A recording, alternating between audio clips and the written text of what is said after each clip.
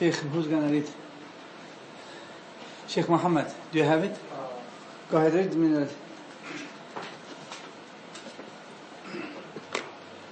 إن الحمد لله نحمده ونستعينه ونستغفره ونعوذ بالله من شرور أنفسنا وسيئات أعمالنا من يهد الله فلا مضل له ومن يضلل فلا هادي له وأشهد أن لا إله إلا الله وحده لا شريك له وأشهد أن محمدا عبده ورسوله. يقول المصنف الإمام أحمد رحمه الله تعالى: أصول السنة عندنا التمسك بما كان عليه أصحاب رسول الله صلى الله عليه وسلم والاقتداء بهم وترك البدع وكل بدعة فهي ضلالة وترك الخصومات والجلوس مع أصحاب الأهواء. Who's going to translate, inshallah? Sheikh Abdullah. Usool As-Sunnah, the fundamentals of the Sunnah. Imam Ahmad rahimahullah said that the fundamentals of the Sunnah, according to us, is to stick to what the companions of the Rasulullah sallallahu alaihi wasallam were upon, and to follow them, and to stay away from the innovations, because every innovation is dalala, misguidance, and to abandon the controversies, and to abandon sitting with the ashab al-ahwa, the people of the desires. إن الحمد لله نحمده ونستعينه ونستغفره ونعوذ بالله من شرور أنفسنا وسيئات أعمالنا من يهده الله فلا مضل له ومن يضلل فلا هادي له وأشهد أن لا إله إلا الله وحده لا شريك له وأشهد أن محمدا عبده ورسوله صلى الله عليه وعلى آله وأصحابه أجمعين. أما بعد، فإن أصدق الكلام كتاب الله، وخير الهدى هدى محمد صلى الله عليه وسلم، وشر الأمور محدثاتها، وكل محدثة بدعة، وكل بدعة ضلالة، وكل ضلالة في النار. نحن ما زلنا والحمد لله نتذاكر ونتدارس ونتناصح about the beautiful words of Imam Ahmad ibn Hanbal, Imam Sunnah rahimahullah. As we all know, we have reached to the word of the Imam, وَتَرْكُ الْبِدْعَةِ, to leave, to abandon the innovation. And as you all know, we have emphasized about this part because that is the shar, al-khaba'ith. That is the mother of all destruction and deviation, and the hizbiyah, the iftiraq, and the separation of this ummah. This ummah, Allah Azza wa Jal made it as a ummah wahida. وَأَنَا رَبُّكُمْ فَاعْبُدُونَ. So Allah Azza wa Jal says, إِنَّ هَذِهِ أُمَّتُكُمْ أُمَّةٌ وَاحِدَةٌ. That is the foundation, what Allah has established, because this ummah has to be one ummah. Because the haqq is only one. The reason of the firaq, of the separation, is sabab huwa innovation. And that's why the Prophet ﷺ emphasized it so much during his life, when he mentioned about the iftiraq al-ummah, separation of this ummah more, and the separation of the Jew and the Christian. He said the Jew, they will separate it how many firqa, ya Sheikh? And the Christian, and we 73. So we are the coolest one, huh? But unfortunately, all these 73, 72 of them, they are in hellfire. And one of them is saved. So who is that, Ya Rasulullah? The answer is ما أنا عليه اليوم وأصحابي. The way whoever he is, in the way how I am today, and my followers. So the one who innovates هل هذا الرجل متبع? Did he, the person who innovate, can he be in a way how he, sallallahu alaihi wasallam, was? Not. So actually, the mafhum al-mukhalafa, the person, the opposite of the understanding of the words of the Prophet, which means if you are not in a way how I am today, and there's the only way if you take another path, another innovation, and also you are not the way how the companions were, then there is no doubt, because Yawm al-Qiyamah you will be among the people of which they went astray. So this is one of the keys, and the Prophet ﷺ always was sending to the Sahaba, alaykum bi sunnati wa sunnati khulafa ar-rashidin al-mahdiyyin min ba'di, abdu alayha bin nawajid. So therefore the Imam rahimahullah, he emphasized this, as you see, he's talking about وَكُلُّ بِدْعَةٍ ضَلَالَةٍ then وَتَرْكُ الْخُصُومَاتِ, the تَرْكُ الْجُلُوسِ مَعَ أَصْحَابِ الْأَهْوَاءِ. All this is emphasizing about the same topic, because one of the reasons you can fall in innovation is if you go to the controversy, to the debate in something which is from Allah subhanahu wa ta'ala, how the qadr can be. What is this qadr? What is the destiny? How Allah knows this, and He on same time He let us to do. This kind of stuff leads you to al-qadariyah, the people who didn't believe in the qadr. He said, إِنَّ الْعَمَلْ أُنُفْ, yani everything Allah only knows when it's happened. Why? Because of the innovation. They try to use the aql, their rational logic, in the thing which is unseen, which is only Allah subhanahu wa ta'ala knows, and only we know the way how Allah Azza wa Jal revealed it to the Prophet Muhammad sallallahu alayhi wasallam. So we mentioned some of the points, the dangers of the bid'ah. Yes? Yes, Shaykh? Yes. And also we mentioned how the ulama rahimahullah was talking and about the holding of the sunnah. Then also the asbab al-ittiba, how the person can be in the sunnah, in which ways. All this we mentioned, and then we mentioned one is the bid'ah idafiyya and bid'ah haqiqiyya. The bid'ah which can has foundation in the beginning, but the way how been used is the innovation where the Prophet didn't use that particular thing in that particular thing which you're using it. So they say, for example, Quran is the ibadah, Fatiha is the biggest surah in Quran. So they take the Fatiha and they read it to the dead. So he say, Habib, what are you doing? He said, I'm reading Fatiha to the dead. He said, why? Your Fatiha is haram? That's how he calls. He said, well, Quran is haram? So he said, no, Quran is not haram, but the way what you're doing is haram. Why? Because the one who Allah sent him Quran, he knew how big is this Quran. And he knew how much those people in the grave, they need that Quran. Yet he didn't give it to them, that Quran. What he did is, he raised his hand and make dua. So the one who is merciful, and Allah sent him merciful on mankind, he didn't do that to those people. As we mentioned the hadith, when he went by the two people in a grave, he said, we could say, instead he put the piece of stick, green tree over there, he said, well, that's just a tree. Khalq min makhluqatillah, creation what Allah has made it. He can use the word of Allah, which is the attribute of Allah, but he didn't.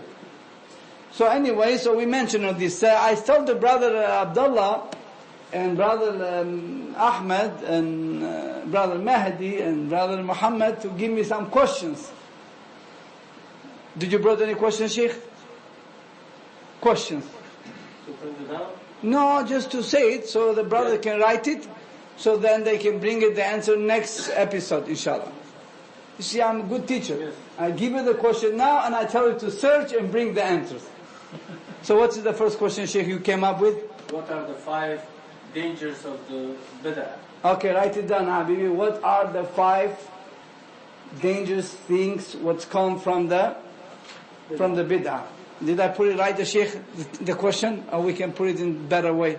You are a linguistic person. You are the one who have, mashallah, that nice language. So it's good then? Okay. So the 5, what are there are more than 5, but with dalil. With dalil, with proof. Okay, this next question, Habibi. Anybody has any question to put, Sheikh? What are the 2 types of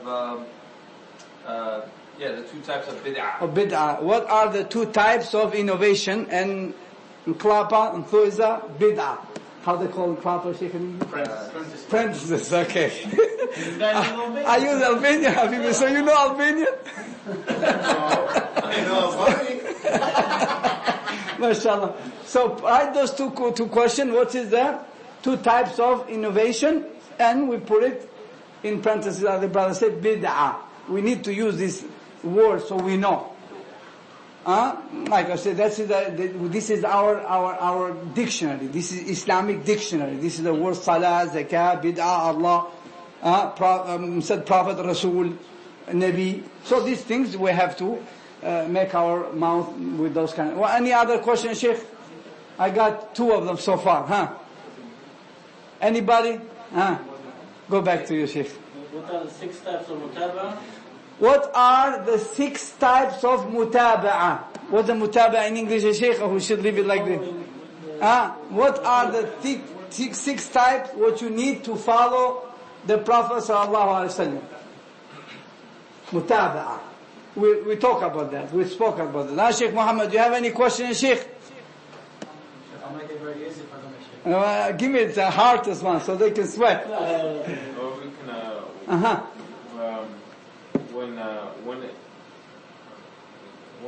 what should we do when like someone brings like innovation with the like for example if someone does action of bid'ah, does he become Ahl bid'ah or not? Then how do you treat someone who brings a bid'ah? Okay, yeah, that is good. That is What good. is the answer to the word of the That is good, but write down this first. How do you treat somebody who has bring you an innovation? Because this requires a little bit explanation. There are 2 types. How do you treat? Yes, because if he's bid'ah mukaffira, you treat him as a...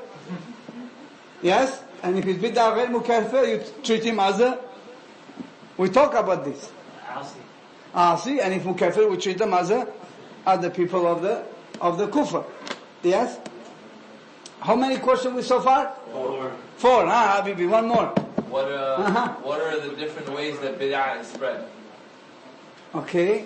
What are the different ways? What are the ways or different ways? What are the ways that bid'ah, like people bring... Bid'ah being spread. Okay. Usually one with two Write it down this. Or you guys not agree? It's too easy? No, it's a lot. You see, the Sheikh says a lot to be worked there. So at least you guys have to do some homework. Now you guys... In what ways? Different, maybe in what ways? Now, maybe I have to put it. The people who answer this question, I will give them. I will give them a book, nice book. Can you get candy or something? Oh, candy. We'll go with candy, no problem. I just take the book. I cannot eat chocolate, Habibi. My trainer said you're not allowed to do that. Can I cheat sometimes, Sheikh? It's okay, thank you. I got some from this one. Different ways that bid'ah is brought is... Okay, so... It's spread. The different ways bid'ah is spread. Ta'rif or not ta'rif? Okay, give me the best definition of the bid'ah. Yeah. Right now or as a question? Question, yes. Type, so I think this question, if you guys answer, inshallah, is nurun ala nur. And we are expecting from Lakeland some question to be answered, Habibi, okay? Why you guys over there, كل حزب بما لديه فرحون, in a corner over there? Can the Lakelands come this side a little bit? Scared up, mashallah. You want the definition, Islamic definition? No, the best definition. We don't need linguistic, we need Islamic. Of course, linguistically we already know. So, alright, so this is... They're boycotting me, Sheikh. No, why? I'm not Trump, Habib. What do you mean boycotting? I didn't do anything wrong, Habib. Because I want to tap it. Oh, okay. You want to tap them? When? I have to say salam differently now. No. So we got these 5 questions. Inshallah, so 6 questions. Good enough. So you remember, ya Ikhwan, we already discussed about the bid'ah, and we say there is the ayat what we mentioned about from the Quran and the hadith of the Prophet ﷺ telling us, because there is no room for innovation for so many reasons. One of them is because hada istidrak. على الله سبحانه وتعالى واستدراك على الرسول. Which means istidrak means to you overcome the word of Allah. To tell somebody because Allah didn't complete His duty, so we have to come and complete something was keep me close to Allah. What Allah says, وَتَمَّتْ كَلِمَةُ رَبِّكَ صِدْقًا وَعَدْلًا. The word of Allah being completed in sidq and adl, which means in truthfulness and also in just. Which means nothing left what you can make is say, no, this should be much just, this should be much better to fix it. There is nothing left in the deen of Allah. Now the question is, if there is any way to somebody bring something and call him as a good bid'ah.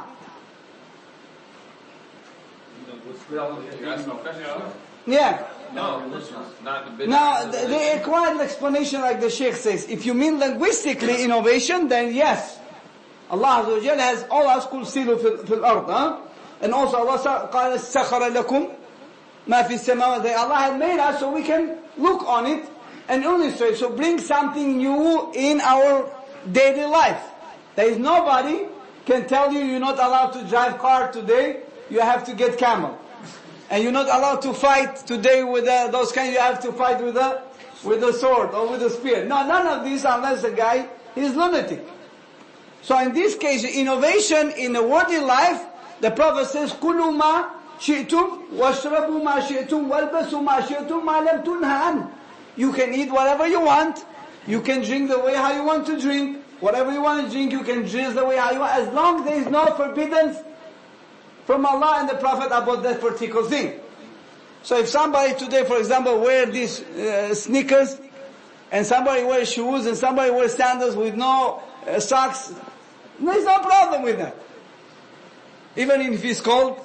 So in this case, this is, unless there is forbiddenness. Now if somebody wear red, the dark red clothes, we say there is a forbiddenness, yes? If somebody wear the clothes which is for the woman, then we say there is.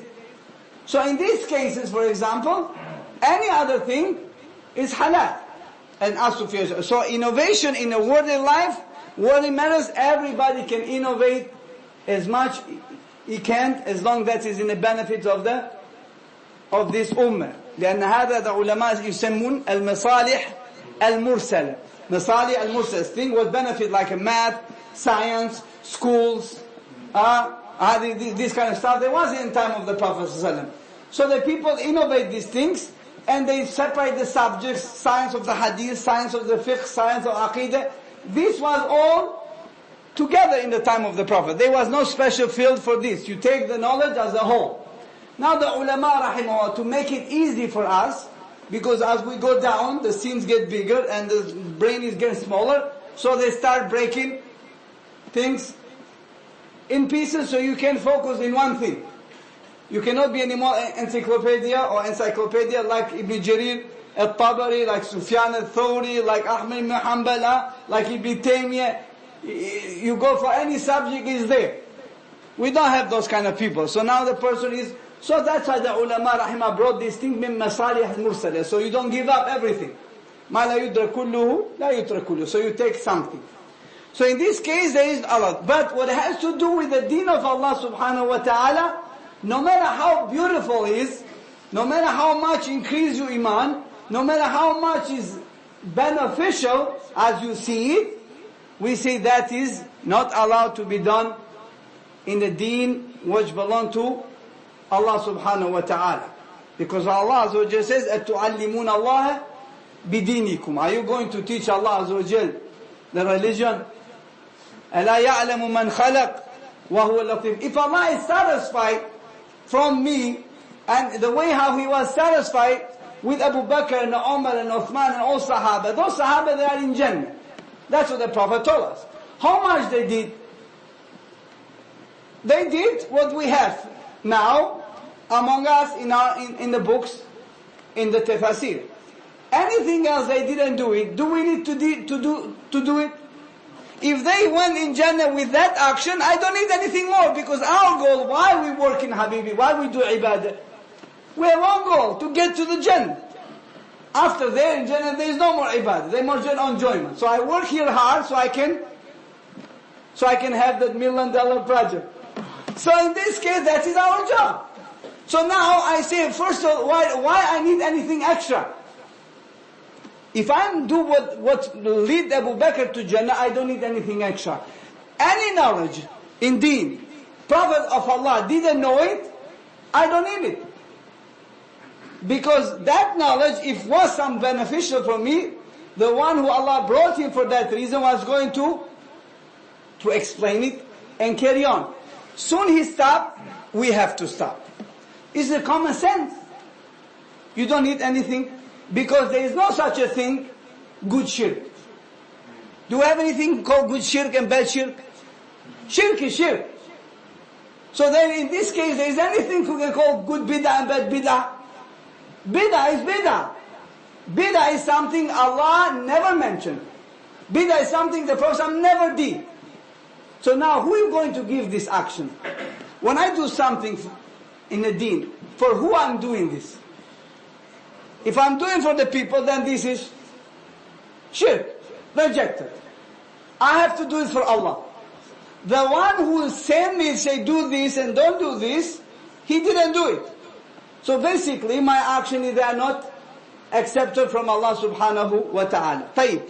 We mentioned last week, there is some of the groups who try to push to our throat because there is good bid'ah. They say we have deletes. Yes? And one of the deletes that Sheikh they use is, before that, they say we have deleel, Umar ibn Khattab, he used the word bid'ah in his life. And hadith is where? Fil Bukhari. And you say Bukhari is the most authentic book, and there we go. The man is Amir al-Mu'mineen, Khalifa, Faqih, Alim, big scholar. He say, Ni'matul bid'atu hadhihi. Said, what a beautiful, great bid'ah is this. When the Umar said that? In Taraweeh. So now, before you start responding to these people, all the time, Habibi, everything was being said in Quran or in the Sunnah, there is called asbab, sabab. Quran sabab al-nuzul, why this ayah was revealed. And also the Sunnah, there is the asbab, why this word being said. Before you copy and paste. Now we have to understand the definition of the bid'ah, what we know in deen, is to innovate something in deen with no previous dalil, no previous proof. Which means you came up. The bid'ah in linguistic means something you came up. Idea.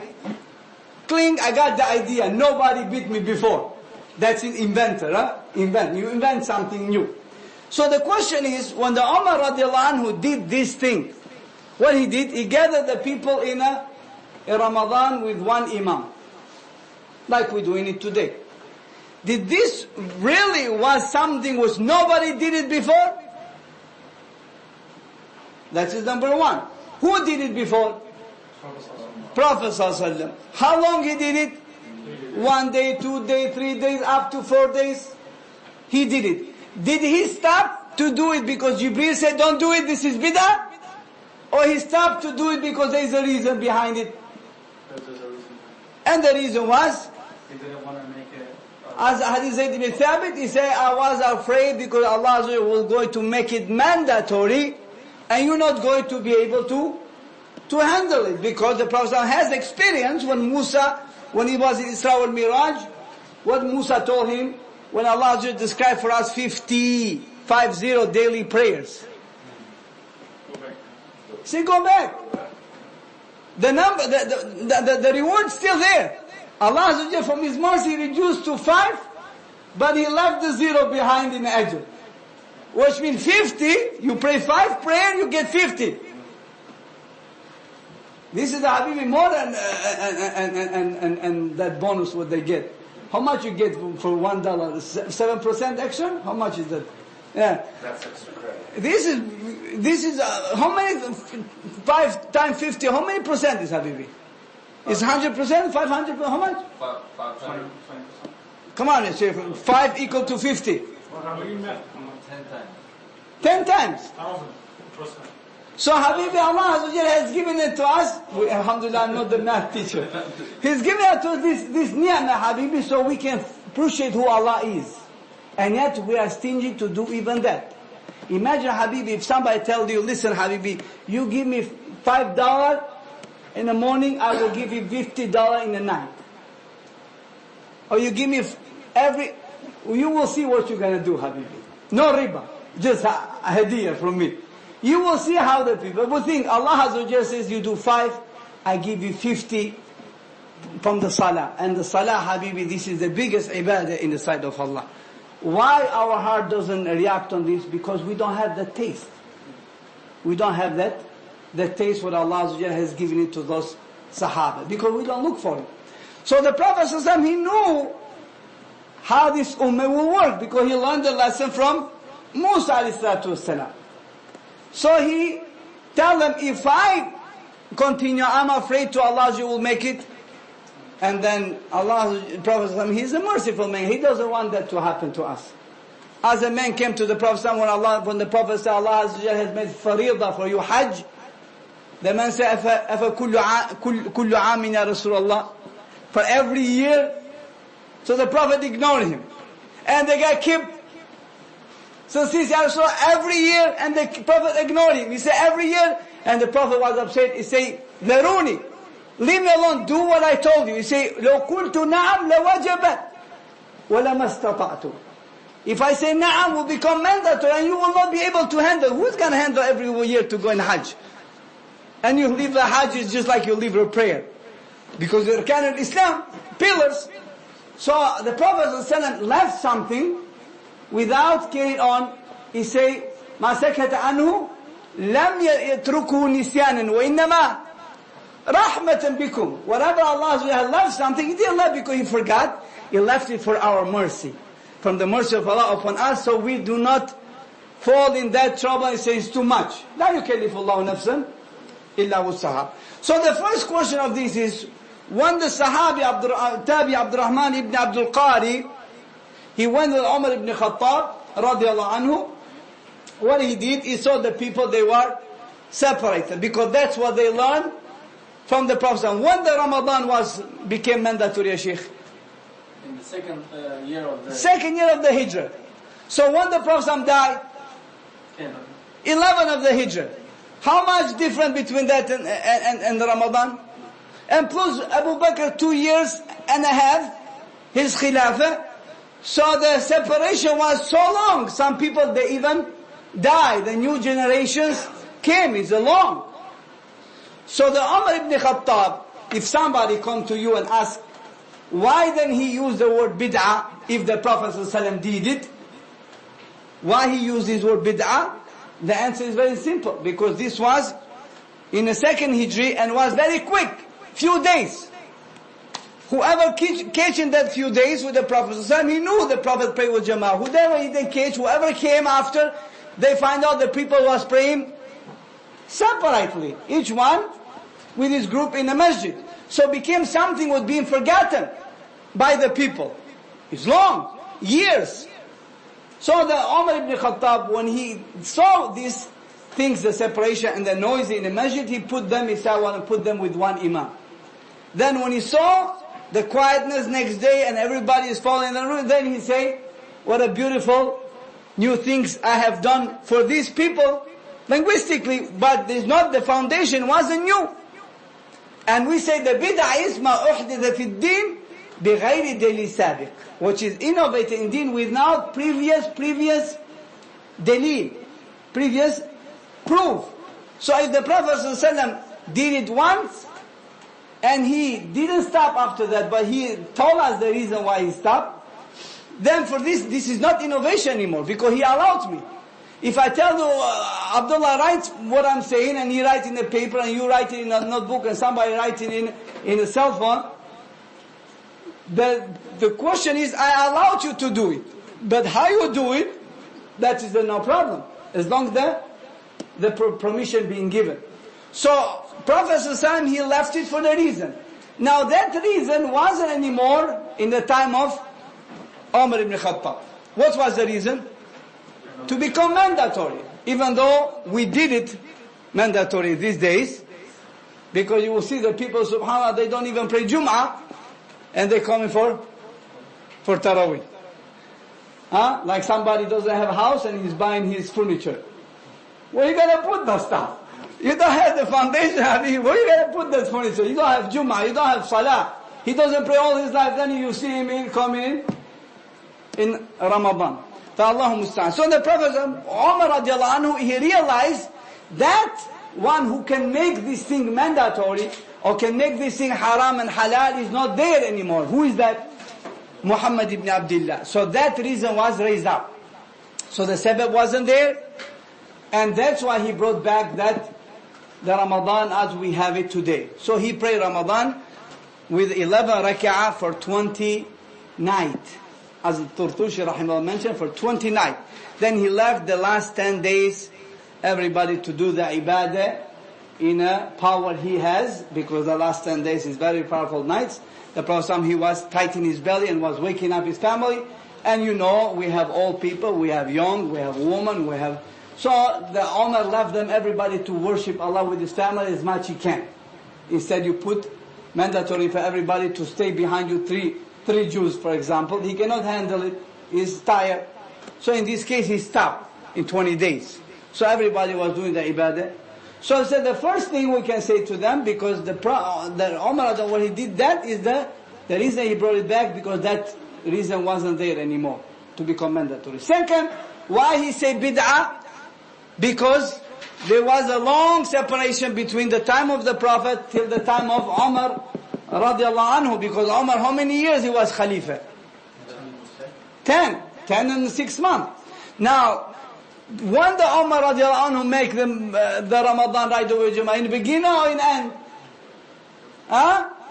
We don't have anything, so most likely should be after the thing was established, after the wars was and the victory. Same said the Prophet Umar radiallahu anhu, he established the things, because he saw the people was start praying masjid in separated group, then he put them together. Could be in the beginning, could be in the middle, but all this is long years. If it's from the Prophet ﷺ, almost 9 years, and Umar Abu Bakr in those wars, what happened? 2 years and something, so it was long years, so the generation was passed. So the Umar radiallahu anhu, he used this linguistically word, which is nothing to do with the Sharia. Why there's nothing to do with the Sharia? Because Umar radiallahu anhu, he is the one who was given the khutbah in the mimbar of the Prophet, and was using the same khutbah what the Prophet was using it. What's the khutbah? وَكُلُّ بِدْعَةٍ ضَلَالَةٍ. Every innovation is misguidance. So how can Umar use this thing and he's the one who bring in innovation? This is the third point. The fourth point we can say about this thing is say, let's say, for the sake of argument, some people say no. I say then we go to the other point. We have the rules and principles of our deen. If the Sahabi, did the Sahabi is infallible man? Sahabi can be infallible? No. Who is infallible? The Prophet ﷺ. So anybody else can make mistakes. Now, if the word of the Prophet goes against the action of the word of the Sahabi, goes against the action of the word of the Prophet, what do we do, Ya Sheikh? Ask any person of Ahlul Bid'ah. He say, if the Sahabi, because for them, even if the word of Abu Hanifa goes against the word of Sahabi, they drop the Sahabi. They say, you will see that when they say Abu Hurairah, he wasn't faqih, he was just muhaddith. Really? So that's why Abu Hurairah, if he goes against Abu Hanifa, they don't take him. Because he wasn't faqih. He didn't understand the deen. The man who lived with the Prophet ﷺ, foot to foot, and he didn't understand the deen. And he bring it to us. They try to think the Sahaba, they was like the scholar today. Muhaddith faqih, you go in the science of hadith and you don't have no clue about the fiqh. You're talking about the people who live with a man. Whatever he was doing, he was doing. Jabir said, كان القرآن ينزل ونحن بين أظهر النبي صلى الله عليه وسلم. Quran was revealed that we was behind his back. Whatever he does, we do. We don't ask questions. Whatever he stop, we stop. The man, the Prophet praying, he take his shoes off, they take the shoes off, Habibi. They are just Dito is just like a robot. He followed. He said, no question, because they knew who the Prophet was. So in this case, we say, if the Sahabi say something and happen to be against the action of the Prophet, what we do? We leave the word of Sahabi. Why? Because Sahabi can make mistakes, Sahabi can forget. It's normal.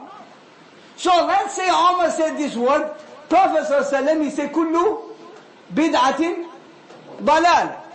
The Prophet said, Man ahdatha fi amrina hadha ma laysa minhu fahuwa raddun. Man amila amalan laysa alayhi amruna fahuwa raddun. So the Prophet said, any innovation is bid'ah. Anybody who do any action, or you pretend to do any action, I didn't approve it, that action will be rejected. Rejected by who? By Allah. If you're rejected by Allah, then why am I wasting my time? Who I'm worshipping? So in this case, if Umar did something for after he doesn't take this point, then we say, Habibi, we still didn't lose. Like we say, we always win. We win or we learn. We didn't lose. What mean? The word of the Prophet for me is more sufficient than the word of the action of Umar ibn Khattab. Because Sahaba, that's how the Sahaba understood. Ibn Abbas, when he say, أُدْخِلَتِ الْعُمْرَ فِي الْحَجِّ إِلَى يَوْمِ الْقِيَامَةِ, Allah put the Umrah and Hajj like this. He said, the Prophet says, Jibril came to him and told him, Allah has put the Umrah and Hajj like this till the Yawm al-Qiyamah. Which means you have to do Umrah and Hajj together. Hajj al-Tamattu'. So one of the Sahaba says, but Abu Bakr and Umar, Khalifa, two Khalifas, they didn't do that. What he says, Shaykh? قال أخشى أن ينزل علينا حجرة أحجار من السماء زي أصحاب الفيل. Allah to stone us from the heaven. I'm saying to you, قال رسول الله. The Prophet says, and you telling me, قال أبو بكر وعمر. I'm telling you, the Prophet says, and you tell me Abu Bakr and Umar says. They know who is Abu Bakr and Umar. But when it comes to the word of the Prophet, they didn't know Abu Bakr and Umar. Abdullah ibn Umar, he gave fatwa. He said, I heard the Prophet says this and this. And somebody said, but your father Umar says something else. قال ابن عمر ومن عمر. And who is Umar? He's his father, Habibi. He said, who is Umar? This is deen. This is nothing to do with the Umar. No, yes, he's my father, but this is deen. I'm telling you, the Prophet said, you say, your father said, who is my father? This is deen. So the Sahaba understood this. You understand? So also, this is also as an argument we use for those people. The third one we can say, if this, in other for sake of argument, if this is done for you, you say Umar brought something new in the deen, I say then we ask the question, who bring this? This innovation was done by who? By Umar radiallahu anhu. The one which the Prophet ﷺ tell me to follow him. This is the last, akhir key, akhir dawal key, use the last medicine, you put the knife in the fire and you put it in your, what they call? Called branding. Branding. That's the akhir and last thing to cure your pain, to cover the wound what you have. So we say the one who innovated it, who was that? Umar. Who was Umar? Khulafa al-Rashidin. What the Prophet told us about Khulafa al-Rashidin? قال عليكم بسنتي وسنة خلفاء الراشدين المهديين. Bring me something like Umar, which has permission, certificate to bring something, and you must follow him. There's not anybody after Abu Bakr, Umar, and Uthman and Ali, Khulafa al-Rashidin. So any way you twist it, there is no way you can bring this proof, because to innovate in the deen of Allah Azza wa Jal is allowed. Now the other dalil they use it, this adillah we have to know it, they use it the hadith which is mentioned in Sahih Muslim, Jarir ibn Abdullah al-Bajali radiyallahu anhu, he mentioned the Prophet sallallahu alaihi wasallam says, Man sanna fil Islami sunnah hasana falahu ajruhu wal ajru man amila biha إلى يوم القيامة. ومن سن في الإسلام سنة سيئة فله وزره ووزر من عمل بها أو وزرها ووزر من عمل بها إلى يوم القيامة. So he says, this hadith, the Prophet says, whoever bring in the deen good sunnah, he will get the reward, and everybody else who's doing that will get the reward. And whoever bring the bad sunnah, he says, he will get the punishment, and everybody who's doing that, what he has done, will get the punishment. So what do you understand from this? They say, Ya Sheikh, we understand from this, because if the person brings something good, keep people together, like a dhikr, and encourage them for deen, and they stay together, and they worship in Allah, I say this is good sunnah. You get the reward. If you bring something bad, you bring the people, you take them in the wrong direction, you take them in a bar, you take them in the wrong place, stealing, and you make your own group, own mafia, he said this is bad, you will get the... Yes, because he said this sunnah here mean bid'ah. Sunnah this mean what? Innovation. Because it's a linguistically sunnah. Here doesn't mean sunnah which means sunnah of the Prophet. It means sunnah which means something new. That's how they try to put this thing together. The answer is, Habibi, first question is, let's see what is the reason of this hadith. This hadith, when the Prophet said, there must be a reason. The Prophet didn't wake up and just say the hadith. There was a reason. What is the reason? You look the hadith. The Prophet was sitting with Sahaba in a masjid, and group of the people come from the Mudar, the tribes of the Mudar. There was a tribe from the name called Mudar. They came, and the Prophet was astonished when he saw how poor they were. They came from far away, and they stopped in the masjid. Their soul was broken in pieces. Clothes was, you can see in their face from the hunger and thirst. So the Prophet ﷺ was touched so much to have a people in his ummah somewhere, and nobody's taking care of them. So the Prophet ﷺ stood in the masjid and started giving the speech, the khutbah, and he mentioned the ayat about to give sadaqah, encourage the Sahaba to give sadaqah. Okay? Because these people came to you guests. You're not going to let them go like this. You can tell these guys are very poor. So he mentioned the ayat, and he mentioned the words, how good it is to give sadaqah. Tasaddaqu walau bishiq al-tamr, even half of the date. And the Sahaba looks like they was a little bit cold. Nobody moved.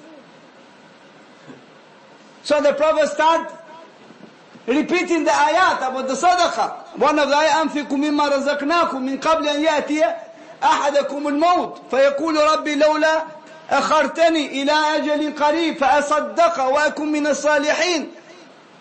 So Allah, Prophet saying, give charity before come the day, the death, and you will wish to go back and give, because that thing is multiplied in the scale of Allah subhanahu wa ta'ala.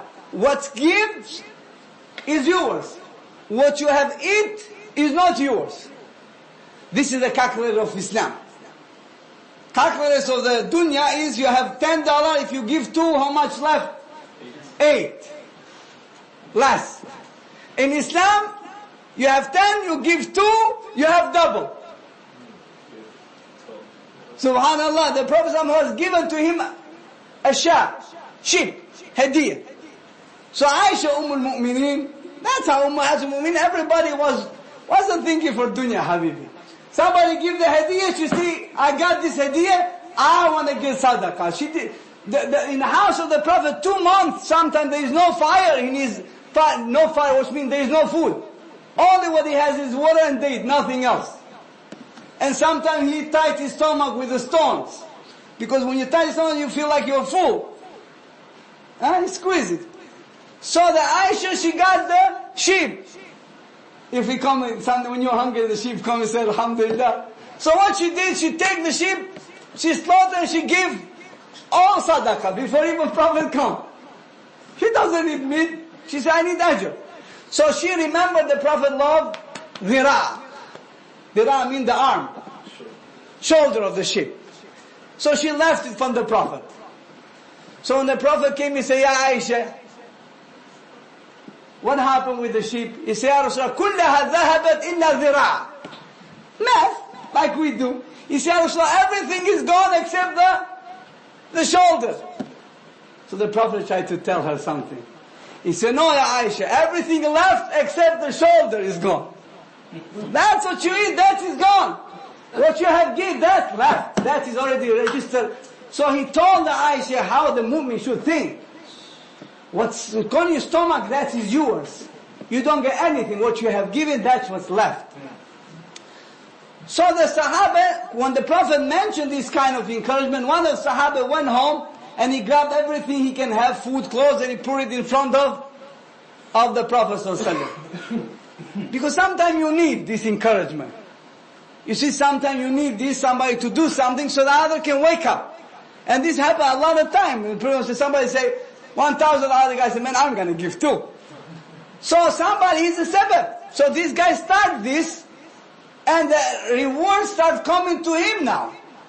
That poor guy who get up and brought what he has, little date and little clothes. The other Sahaba, maybe among us a big Sahaba, then they stood up and everybody's bringing more. They can bring double of what the first man brought it. But who started this? Who started this? That first guy. So when they say the Prophet ﷺ, his face start getting light, shiny, يتلألأ, like when the silver is polished with the gold, because that's what he's rahmatan lil alameen. When he saw this, the community is still alive. They don't want to let this brother go hungry, go with nothing. If you ask somebody today, say, my brother, you know how I get this money? You think that easy? Go work, man. What do you mean? I work for this, man. I work. I'm a smart guy. He tried to get the credit to who, ya Habibi? Like he's smart, like he's working, like he's healthy, and he doesn't know, Habibi. That smartness, that muscles, one little virus. You cannot see. Allah, you cannot grab it. It goes to your stomach, and then tomorrow 4 people grab you and drag you like this. So what happens? I cannot move. Where's that muscle, man? You tough guy. It doesn't work. Virus, Habibi. That's how the human is. But we forgot sometimes. Why are you using muscle as an example? Because that's what the person... Okay, what I gotta use? Smart and muscle. So why only choose muscle? Why use the smart too?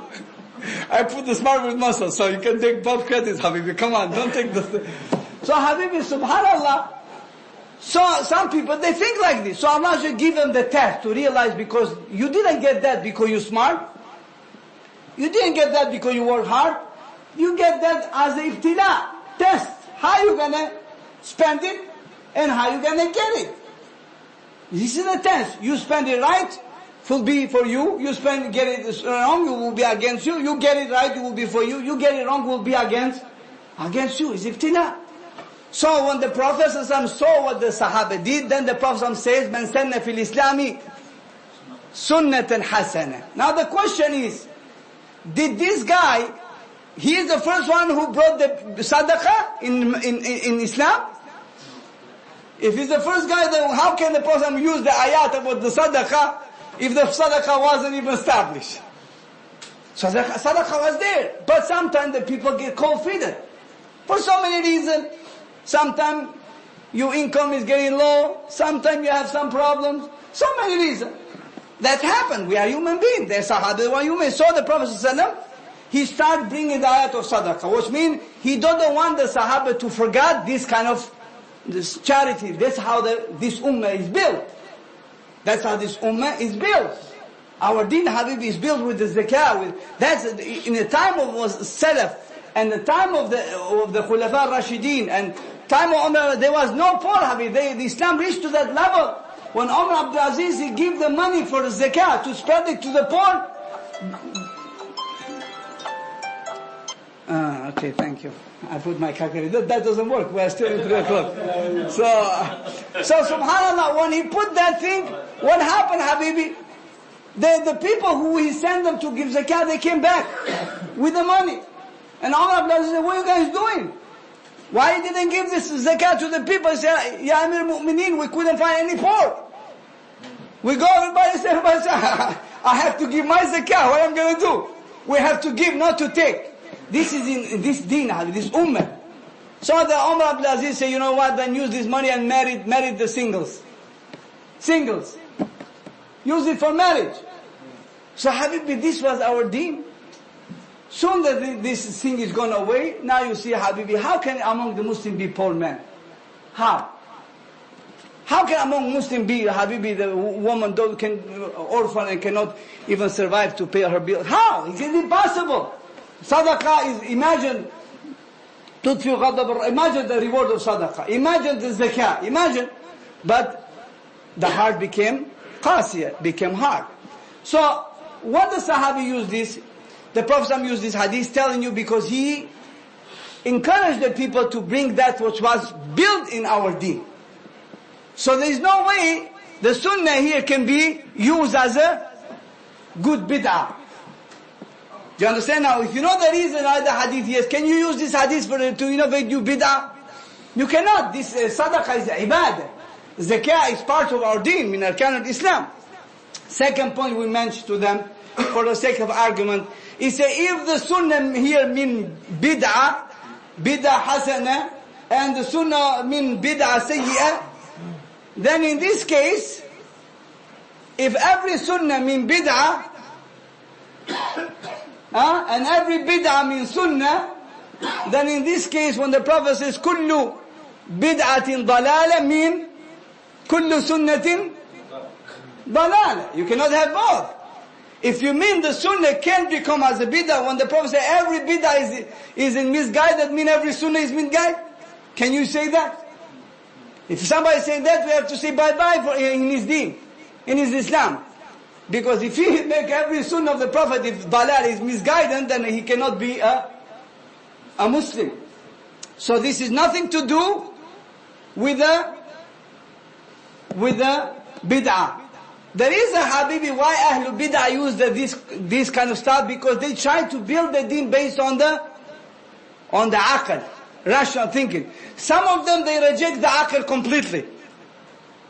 Some of them, they use the aql as a legislator. Whatever aql my mind accepted, this is deen. Doesn't make sense, is not deen. Even if it's in Bukhari, even if it's in Quran. So that's why there is a aqidah called aqidat taqbih wa tahsin aqliyayn. This is a creed they have called taqbih wa tahsin aqliyayn. He says the aql can be two, rational can be two. One is qabih, which means unacceptable, and one can be tahsin. This is the aqidah of Maturidiyya, Ash'ariyya, Mu'tazila. This is the firqa, the sects of the parts of the 72 groups. Ash'ariyya and Maturidiyya, they say aql, we don't use aql in our deen. Which means, if you ask to pray is good, you say, I don't know. Okay, to give sadaqah, zakah, hajj, is there any reason to think why we have to give sadaqah? Like I mentioned, why? The reason, he said, no, I don't know. I don't know. Which means, Allah said, but I don't know why He said. Mu'tazila, opposite. Mu'tazila, other group, he said, no, aql, he is the ruler. He is the legislator, the brain. Rational, huh? The thinking. He say, whatever aql, my thinking, my rational, my brain accepted, I accept as a deen. Whatever my brain says this doesn't make sense, I don't accept it. So that's why you see today, so many of those kind of groups, they reject hadith in Bukhari, they reject hadith in ayat in Quran, adabul qabr, he said, doesn't make sense to me, how you put two people over there, I see in the grave, there's nobody making adab. You go and you open the grave after 2 days, the guy is still there. There is no punishment, azab. I don't see no fire. So it means doesn't make sense. And this is how the deviation of atheists and agnostics, that's how came, by using aql, rational thinking. Say, doesn't make sense to me. Imagine somebody sitting in the train and he hears the noise of the train and he doesn't see it. He said, my brother, the train is coming. He said, no, I don't see it. I heard the noise, but no, noise doesn't mean anything. I don't see it. Doesn't make sense. So, Habibi, this is how the people think. And that's how the atheists think. He said, unless I touch it, feel it, see it, I don't believe it. You heard this all the time. Which means, when he say, I don't believe it. So, he said, I don't believe there is God. And we say, we believe there is God. Yes? I don't believe, we believe. When you say, I don't believe, you're telling me because your faith is based on belief, not on fact. When you say, I don't believe there is God, did you saw it? Did you achieve it by seeing, touching, feel it? No. I don't believe. By belief. So the atheism is a belief. Just like faith is belief. But if you tell him, I don't believe, you have great mother. And he will look at you. I say, I don't believe. Show me. Prove it to me. Did you touch your grandma? Did you saw her? Did you feel her? No. Do you believe you have grandmother? So of course I believe. So what do you mean? You say you don't believe unless you touch, you see, you feel. So what happened? What's the answer will be? Ask any one of those. Unless he's lunatic, then you say, no, I don't believe I have grandmother. Then you don't waste your time. He's an idiot. You know, it's not. What are you going to do with that guy? You see? That's why, Habibi, the Ahlul Bid'ah, as Imam Shafi says, ما نظرت عالما إلا غلبته وما نظرني جاهل إلا غلبني. I never debate with the alim except I beat him. Because alim, you give dalil, he give you dalil, proof with proof, thinking. I say, I never debate with ignorant except he beat me. What am I going to do? You ever think, say, I don't care, I don't believe, I don't. So what are you going to do? He said, you know this here. He said, no, it's not here, it's here. So what are you going to do with that guy? You just pull your hair and run away. So Habibi, this guy, for example, ask them, why you believe you have your great mother? What are you going to say? You say, my existence. I'm here. My brother brought me here. Somebody brought my father. Somebody brought my his father. Which means, you exist and prove there was great mother. And what you see all this around, this perfection, this beauty, what you see, zoom in and zoom out, just a little tree, a leaf, zoom in and zoom out and see the beauty. None of this proof because there is a creator. There is the one who put this in the perfect. He said there is an orbit. They say there is an orbit. If that 1% the earth is moving 1% close to the sun, there is no life. 1% away from the sun, there is no life. 1 degree. So who made this perfection, Habibi? If you come in your room and you see you put the pencil here, and that pencil was here, can you think for 1 second because it just happened and came here? They know there is some cause. Somebody came there to move it there. Because the nature is animate like a tree, stone, water, rocks. This is animals. This called what? Mother Nature, they call them. So who made you? Is a Mother Nature. So how can somebody who doesn't have intellect, like cow, can give somebody his intellect? You understand? The cow, that's the Mother Nature. They don't have for themselves and they can give it to you. Does that make sense? The nature never produced full information. Only can produce pattern. Like if you go in the ocean, you see in the sand there's a little lines around. You know the water came and make those lines. But if you go a little bit front and you see nice big heart and the arrow and you say Yetmir and you say somebody else. Example.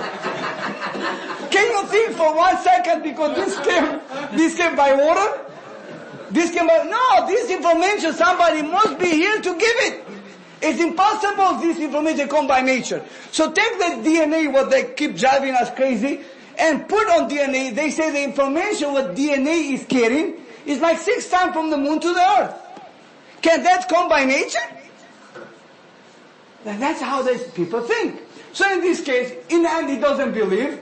then you just waste your time. Because if you negate the negation, become what, ya Sheikh? Affirmation. Try to negate something which is negated. I'm unhappy. Negate it. I'm not unhappy. I affirm it. Soon you negate the negation, you affirm that's what you said. Then nobody come to debate about God if that doesn't exist. Soon you try to negate that, he actually, that is the first step, he already approved it because there is God. Because nobody debate about Superman. Like debate big or Batman. Did you find that anyone? Come on. So soon he makes that all big seminars and books and this. This is the first step because he is bothering him that nature of belief is there. He tried to escape out of it. And he wants you to feel the same pain he feels. So he works so hard. So that is the first step. He approved there is God. Just by spending his time to negate it. Because every time you negate the negation, you affirm it. That is the rational thinking of those guys who want. So these people, even in our deen, they use this aql. This brain, try to prove what fits them, take the deen. When the Prophet ﷺ says if the fly falls in a water, or any food you have must squeeze it in, then throw it out. This is 1400 years ago. Hadith in Bukhari. You must squeeze it in, then throw it out. Why? The Prophet says why? He said because in one wing is the poison, and the other wing is the cure. So when you squeeze it in, the other wings react and kill that poison. This is a cure against that poison. That's what the Prophet says. Some of the ignorant of those people say, this hadith is disgusting. When you fry food, you put it in and then throw it. And now, you have articles is written to prove because in the fly there is one wing contain poison, another contain cure for that poison. And now so we believe. Why? Again, because the brain tells them to believe. Somebody came from somewhere to prove it. The Mu'min doesn't use this. Now we, the Ummatul Wasat, we have Aql is as a tool. The Aql tells us this is good. We know when you give charity is good. We know when we pray is good. But Aql do not allow us to legislate in the deen what we think is good. Now for example, to pray with pajamas. You come in tomorrow, I come Imam here, and I come with my pajamas and that big, big bubble in the head, the head, pajamas. And I go over there and I say, Allah, Imam, and I say, make a comment. This looks like Imam sitting with pajamas in the front. Doesn't look right. The mind tells me this is not good. But can I make it haram? I cannot make it haram because I have to have dalil for that. So the aql tell me this doesn't look good. But can I make it haram? I cannot make it haram. So the deen, our deen is say yes, we use the aql, we use our brain, we know what is good, we know what is right, but what we see is good, we cannot put it as a part of our deen. He said, now you worship Allah with this, you get big reward. That's what the Ahlul Bid'ah is doing it. Ahlul Bid'ah has a thing of what I think is good, I make it part of the deen. Like Mu'tazila. You understand, Ikhwan? So Ahlul Sunnah wal Jama'ah, we say yes, the aql, play the roles, we have the aql, play the role. Allah has given us the intellect to see, to find the wrong and the right. And we see, sometimes there are some stuff, we don't like it. Yes? It's not easy to get up in the morning and pray. It's tough to stay away from haram, to stay away from this, to stay away from that. The guy has nice car 2017 and you come in a little bit with Zastava next to him. Say, come on man, just go in bank and get money, man, you can pay, what's wrong? Say, no, I'm going to stay with this. And I'm waiting for something better. It's not easy. The other guy have a house, two floor, and you have a little room over there, and you look at him, he's making fun of you. And he said, you can do it. They can just go and get from the bank, they give it to anybody. He said, no, I don't want it. Thanks a lot. I'm going to stay with this. Tough. There are a lot of challenges going on. The wife says, I need new furniture. I don't care. Go get financing. Do something. Wallahi, they come to the point and say, listen, you either new car or you divorce me. Which means, the car, more important to me, and you. Car or divorce me. And the Shaykh, he called me, the Shaykh, I need fatwa. I said, alhamdulillah, you are not close to me because I was going to give you good fatwas, Umar. If the woman tells you, listen, either car or you need fatwa for that. If you are not important to that woman, even the four-wheel car, then actually you don't need to be there. The man is not worth it for four wheels. So actually you are... Anyway, I don't want to say more than that. But the thing is, Habibi, in Islam, we have to use our brain, but if something is hard for us to take it, we take it and we do not innovate it. Do you understand?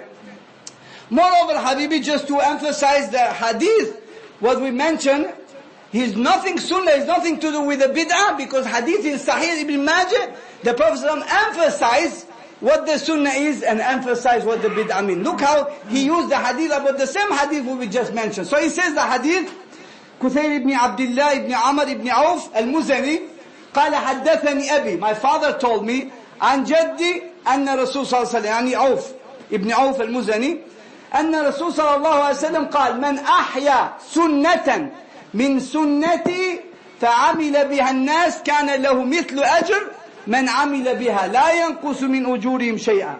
What the Prophet says, من أحيا, whoever revealed, give a life to the sunnah, from the sunnah from my sunnah, وعمل الناس بها, and the people they work with him, with that sunnah, أحيا, sunnah of his sunnah. So which sunnah are we talking about? Of the Prophet ﷺ. Then he has the reward that everybody who is doing that he has the reward. Which means they will have their reward, but he also will have his full share. 100%, just like the guy who is doing it. Then the Prophet goes, he says, وَمَنْ ابْتَدَعَ بِدْعَةً فَعَمِلَ بِهَا. So sunnah, my sunnah, and then he says, whoever innovates bid'ah and is working with that, كَانَ عَلَيْهِ أَوْزَارٌ أوزار من عمل بها لا ينقص من أوزارهم من عمل بها شيئا. So he said he will have the punishment, and everybody who carry on his idea, his innovation, he will have the full punishment, and also those people who carry on their punishment. So the hadith is clear here, because the Prophet ﷺ mean sunnah, hasanah, the sunnah of the Prophet. And mean bid'ah is the bid'ah, which is innovation, which is not from the Prophet. So this explains the hadith what we mentioned, من سنة في الإسلام سنة حسنة ومن سنة في الإسلام سنة سيئة. So sunnah sayyah, according to this hadith, is bid'ah. Cannot be the sunnah of the Prophet sallallahu alaihi wasallam. We understand up to here? Then the Imam rahimahullah says, كل بدعة فهي ضلالة. After all this explanation, now looks like somebody, when the Imam Ahmad Muhammad said, leave the innovation. Now we know why we have to leave the innovation. No, nobody can come to you and beautify it anymore, the innovation. No matter how beautiful looks, how comfortable makes you, why we cannot take that innovation, Habibi? Because كل بدعة هي الضلالة. How many times a day, Habibi, we say غير المغضوب عليهم ولا الضالين, غير المغضوب عليهم ولا الضالين. And then one of the reasons to be من الضالين is like that. The guy is praying, and that prayer making to become from the ضالين. Sa'id ibn Musayyib من فقهاء المدينة, so a man is praying after Fajr, أكثر من ركعتين after Fajr. You know, when the sun start praying, adding. The guy is taking his job. فَنَهَاهُمْ عَنْ ذَلِكَ. So he grabbed him and put him down. He said, Malik, why you stop me? قال, what are you doing? He said, I'm praying. قال, don't do that. قال, أَيُعَذِّبُنِ اللَّهِ بِالصَّلَاةِ. Allah will punish me with a prayer? Thinking, عقل, ibadah, sheikh. What they will say, did he got him? He said, man, this guy got me. Man, you're right. How can Allah... No, Habibi, he has the foundation. You cannot shake him. We get shaken all the time. Because somebody throws something to you, say, yeah, man, that makes sense, man. Ibadah, dhikr, what's wrong? But these Sahaba there, when you have a foundation, nothing can shake you. Because you know where to put them. He said, لا. Allah doesn't punish you with a prayer. We know that. Lakin Allah has punished you بخلاف سنة رسول الله. He punished you because you went against of that man who make this ibadah for us. The sunnah of the Prophet ﷺ. So he doesn't think because if you do something and in general looks like ibadah, and that will be accepted if the Prophet didn't do it. Habibi, how can somebody think he has overcome the Prophet ﷺ in a goodness? Say, you see, I beat the Prophet. He didn't do that, but I'm better than him. Can you? So كل بدعة هي الضلالة. ما معنى كله? Where the Sheikh get this? What is the principle? Where did he get this word, Habibi? He has qaida. What is the qaida? Qaida hadith Jabir. The khutbah of the Prophet ﷺ. All the time when the Prophet was giving the khutbah, what the Sahaba say? He said when the Prophet was giving the khutbah and saying كل محدثة بدعة وأن كل بدعة ضلالة وكل ضلالة في النار وإياكم محدثات الأمور. The Sahaba say the Prophet was screaming and getting angry. You can see his vein like there is the enemy. He was warning us there is the enemy about to attack us. Why? Why the Prophet will start the khutbah and you come into the khutbah al-hajj? Because he's going to that point, raising his voice and getting angry to that position, like we say, we waited to tell us, be careful, the army is about to attack you, get ready. Because Habibi, he's talking about something which is very dangerous, more than the danger of the enemy. That enemy can destroy you. This has destroyed the deen. And the Prophet was angry when he was using these words. We're telling you, because the action of the Prophet tell you how dangerous is the bid'ah fi deen. So the Alim Ahmad Muhammad rahimahullah says, soon the Prophet was using this word, every bid'ah is in dalala. He said that's what the bid'ah is. Kul mean every. What the kul mean? Hada min sigha al-umum. Usuliyin, they say the kul is one of the word was what is the broader for everything. Everything is of the bid'ah. Everything is led you to the dalala. That's why Allah says, اتبعوا ما أنزل إليكم من ربكم ولا تتبعوا من دونه أولياء. اتبعوا. Follow what Allah has revealed to you and do not follow anything after Him from you islands, awliya, from you friends, Sheikh, Ali, Mufti, whatever it is. So we're going to stop right here. I was carrying on, but like you say, we're going to... That thing is a long time. Anyway, Akhwan, subhanakallah bihamdi ashhadu an la ilaha illa anta astaghfiruka wa atubu ilayk. Do you guys have any question? The answer